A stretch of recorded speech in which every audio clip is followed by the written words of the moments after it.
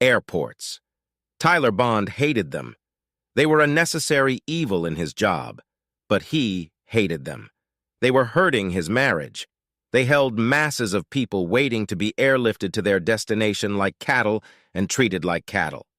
Maybe he should rearrange his thoughts on the matter and just accept that things were the way they were, and he was being paid well to put up with it.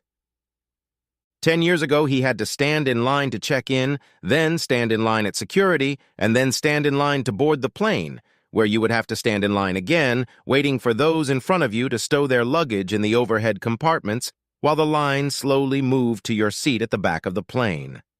Now he didn't have to talk to anyone if he didn't want to. As a seasoned traveler, he no longer had his luggage checked.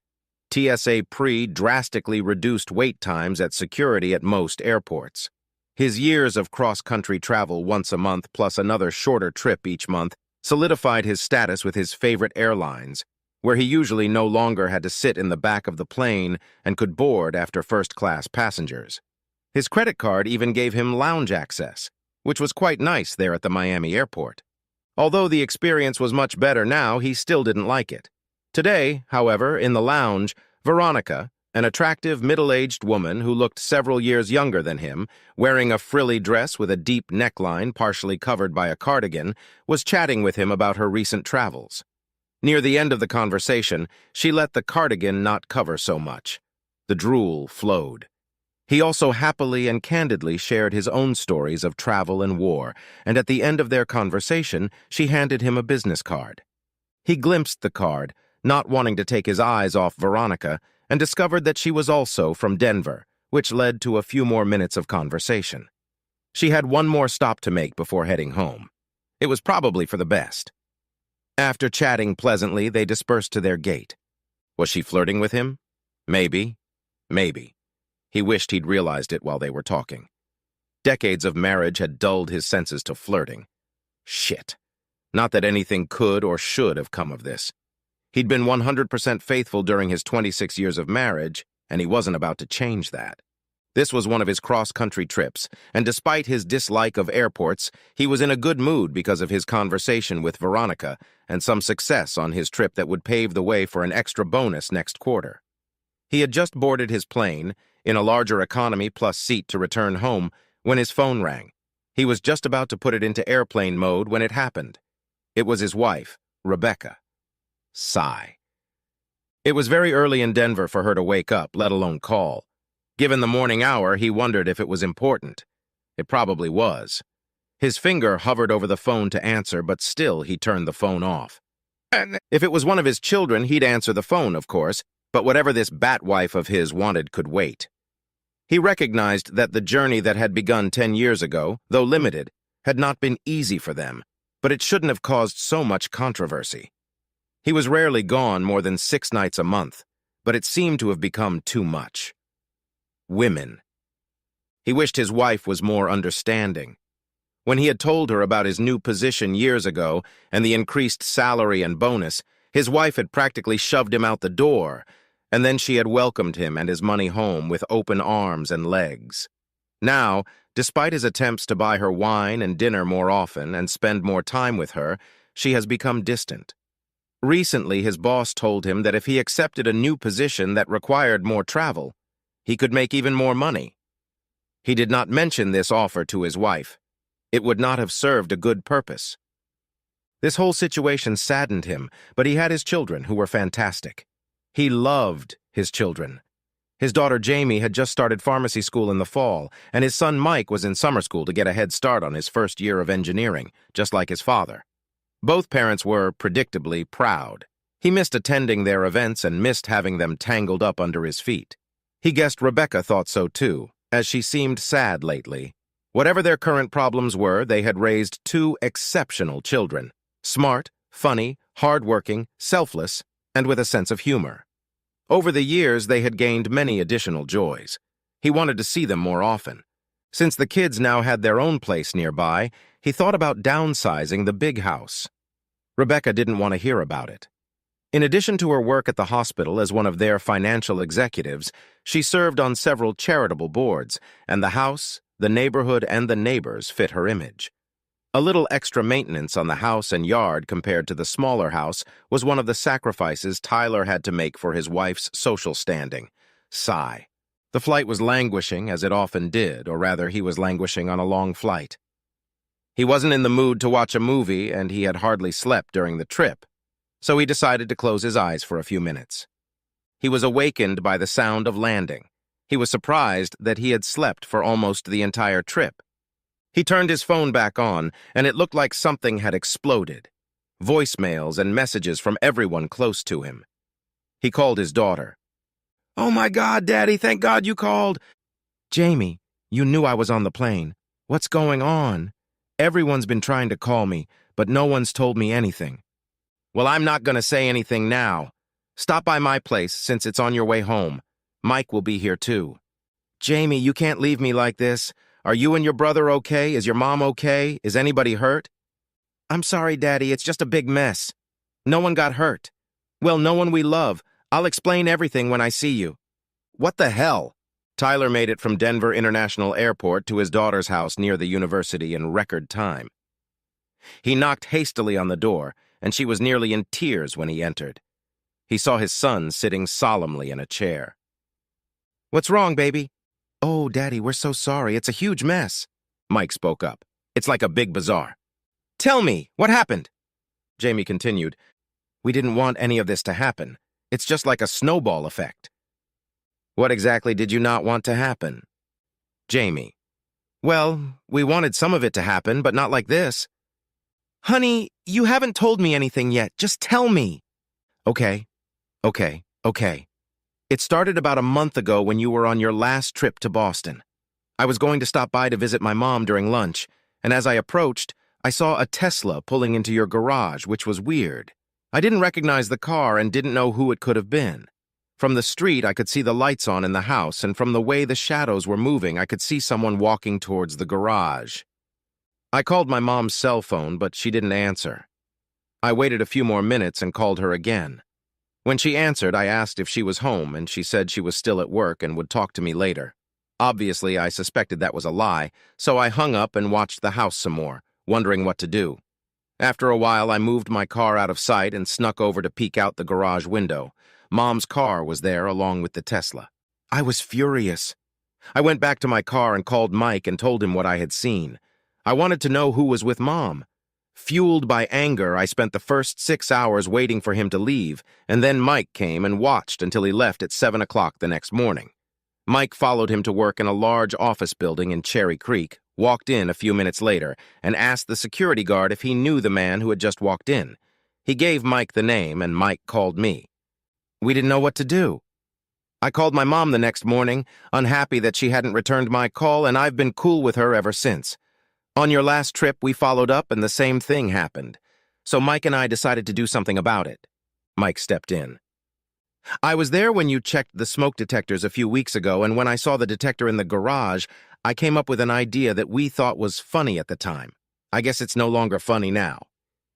We were afraid to tell you because we knew you'd want to catch them red-handed and probably kill the bastard and end up killing Mom, too, accidentally or intentionally, and go to jail. We didn't want to do that. We wanted to figure out a way to piss them off and embarrass them. I suggested that Jamie sneak into the garage around midnight and cause one of those unexpected sparks that have been known to happen to electric cars from time to create enough smoke to set off the alarm. Since the smoke detectors were in good working order, I didn't think anything would happen other than the fire department showing up. I guess that means you didn't know there was a heat detector in the garage and not a smoke detector, Tyler said. Mike had a surprised look on his face. Oh, crap. That's why it took so long for the alarm to go off. Tyler shook his head. Jamie interjected, We thought having to have the fire department come would be embarrassing, but it wasn't enough, so I kind of stepped in too. Tyler looked stunned as all the different implications of what the kids had told him began to come to him.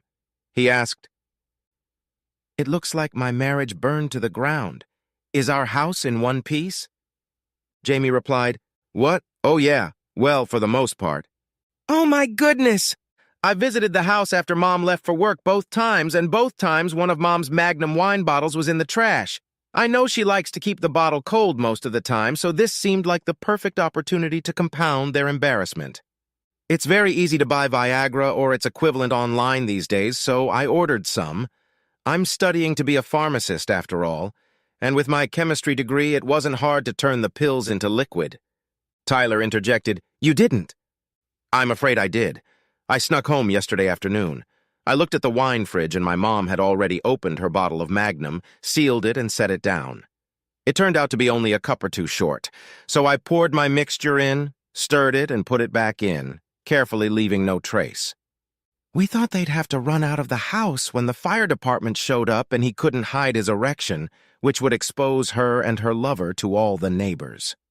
It was Mike's turn. Shortly before midnight, I climbed through the garage window I had opened beforehand. It took some time, but using the charging port on the car and some tools, I was able to create an arc such that the metal around that area became hot. I don't know if his car was malfunctioning or what, but suddenly a sheaf of sparks started. I knew it would set off a smoke alarm, at least that's what I thought, so I got the hell out of there. Apparently, after I left, the battery caught fire.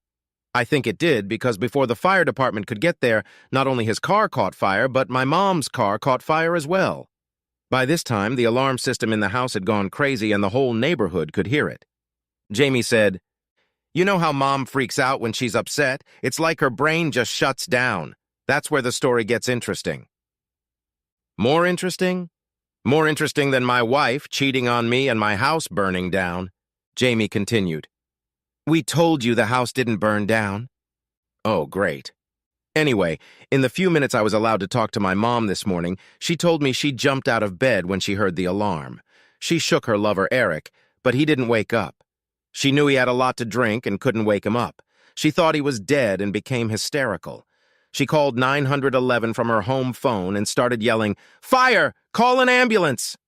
She then grabbed his ankles and began dragging him out of the bedroom toward the exit, not realizing or thinking about the fact that they were both bare asses.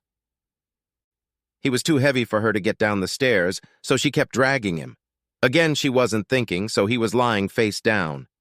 Remember the doormat nail at the entrance to your bedroom that popped up enough to snag one of my socks a few months ago when I was visiting? Well, it looks like either you didn't hammer it in, or the other one popped back out, because guess what? Mom was dragging Eric and it was heavy enough, or the nail popped back out even more and caught Eric. That's where the fact that he drank all that Viagra and wine comes into play. Not only did the carpet nail cut his testicles, but it cut his entire stomach and face. Since the house was pretty dark and he was unconscious, his mom didn't know it and kept dragging him down the stairs. Bop, bop, bop, down the stairs.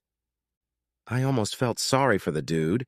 In addition to his 3-foot scratch that bled profusely from his groin, he has carpet burns from his testicles to his nose that must have burst when he fell from the bottom step onto the tiled kitchen floor. Clap! I'm sure being dragged across the tile through the front door wasn't very pleasant either, especially when his head went over the threshold, hit the concrete porch, and rolled down the stairs to the sidewalk. Bop, bop, clap. Looks like he's got road rash and a nasty facial wound. Tyler somehow didn't feel too bad about it. Mike took over the story.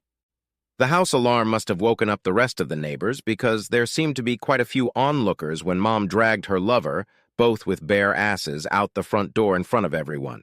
Timothy from across the street even videotaped the scene on his phone and sent it to me. "Here, check it out." Tyler couldn't believe what he was seeing. There was video on Mike's phone of Rebecca nakedly pacing from the front of the house, and sure enough, Eric's head was bouncing off the concrete as he walked down the steps while Rebecca continued to drag him. Either her adrenaline was really kicking in or she was stronger than he'd realized. The ambulance and fire department arrived immediately afterward. He watched as the crews ran into the house to open the garage door and began hosing down everything in and around the garage. The EMTs came over to his naked wife with an emergency blanket to cover her and turned Eric over. Mike told him, apparently he had a device in his electric car that sends an alert to his home phone when something weird happens to the car. Apparently Eric's wife, Francine, got the message and, seeing that her husband's car was parked at someone's house instead of at the airport where it was supposed to be, rushed over to deal with it. As Tyler continued to watch, he saw that they hadn't been able to revive Eric. He was alive but unconscious. They brought in a gurney from the ambulance, but before they could strap him in, Francine appeared and flipped it over, causing Eric to fly, beak first, onto the sidewalk. He's going to need more than a few stitches to deal with this new cut on his head. Should we take pity on him or something? Tyler couldn't recall ever seeing anyone so angry. Francine landed a few good punches to Eric's groin before they were able to pull her off of him, who continued to thrash around. Rebecca stood aghast as at least a dozen or so socially educated neighbors watched the tragicomedy unfold. Francine lunged at Rebecca, but instead of hitting her, she pulled the blanket off, again leaving Rebecca naked for at least a minute until another blanket could be found. Seeing his wife naked in their front yard, Tyler thought, "Damn, I'm going to miss those breasts." However, the neighbors certainly didn't miss them or her groin landing strip. It was safe to say that her preoccupation with her intimate places was no longer an, private matter. Shame. When the police arrived, the flames seemed to be mostly under control, except for Eric's car, which was shooting sparks and smoldering. Francine, practically foaming at the mouth, yelled at the police to arrest Rebecca. On what charge? No one knew, but the officer took Rebecca, clearly shaken, to the back of the patrol car just to keep her away from Francine and the gawkers. Jamie said, "We knew Eric was married to Francine, but we didn't know she was the DA's daughter. Apparently she or he had enough power to get her mom taken to the station and put in an interrogation room for the rest of the night, wearing only this blanket. They let her go around 6 o'clock in the morning when she tried to call you, but you didn't answer. And some people say God is unmerciful," Tyler thought. The problem was that because Eric didn't wake up right away, they did a tox screen on him, and the only weird thing they found was trace amounts of Viagra. When his wife heard this, she was furious because he has a heart condition and would never take something like that. At least that's what she said. The medics said it was a good thing there was a fire, because it meant he got to the hospital fast enough that they could prevent him from going into a coma. Otherwise, things could have been really bad. Tyler asked, "Even worse?" Mike interjected. "The police put Mom back in the interview room, and this morning the cops came to the house to try to gather some evidence, but the firemen dumped the bottle and glasses on the floor during the fire, shattering them. With all the water, bottle destruction, and wine residue, there is no uncontaminated evidence to collect. I went in earlier, and the only thing the police saw there was a blood trail down the steps and out the door. I suspect they're just shaking my mom down for questioning now. Everyone thinks he took Viagra, even though he shouldn't have, and without any evidence, I'll be surprised if they hold Mom for much longer. Besides, they were able to get the Tesla out of the garage. Mom and Francine were all over the news this morning. It wasn't very pleasant." Tyler asked, "Where is your mom now?" Jamie said, "She's still at the police station. They said they would call us when we could go and get her." "I'm so sorry, Dad. We should have just told you instead of trying to get even. We were so angry and only made a bad situation worse." While his kids looked horrified, a smile began to slowly spread across Tyler's face. He stood up and said, "I appreciate what you guys tried to do, I really do. It means a lot to me. Honestly, I don't think you guys made anything worse. All things considered, I think it worked out pretty well. I'm going home now. Your mother will need you both. I'll let you decide who picks her up from the station. It won't be me." They understood. On the way home, Tyler stopped by the bank and transferred half of their bills to a new account in his name only. He would take care of the rest of the finances closer to tonight or tomorrow. He stopped at the local market and picked up some garbage bags to take his clothes to the dry cleaners because he suspected that everything in the house now smelled like smoke. As he approached the house, he didn't pay much attention to the fire damage, but the blood trail across the porch and down the steps was clearly visible. He smiled. Entering the front door, which was closed but unlocked, the blood trail stretched up the steps. Hey. The part of the kitchen leading to the garage looked like a war zone. Paying no further attention to the blood, he went into the bedroom and bagged all his clothes to take to the dry cleaners. His insurance company would get the bill. He saw that the bed hadn't been made, and the thought saddened him for a moment, but only for a moment. He knew what he was going to do. Divorce the bitch was the obvious starting point. Split the finances, find an apartment, travel more, and use his newfound free time to be with the kids more often and have a lot more fun. He asked if Mike could forward him the video so it could be forwarded to local news stations. Rebecca's volunteer organizations would surely be proud to have one of their board members raise their visibility in this way. As he was loading the last bag into his car, a police car pulled up. They asked to see some identification. Hearing what had happened, and perhaps even having been there before or seen the video, one of the officers looked embarrassed but asked anyway, "Are you going to be okay?" All of the day's events went over and over in Tyler's head like one of those old-fashioned wheels that people spin on game shows. When the wheel in his head stopped at Veronica's business card, a wide smile appeared on Tyler's face. "I'll be fine, officer. Rest assured, I'll be fine."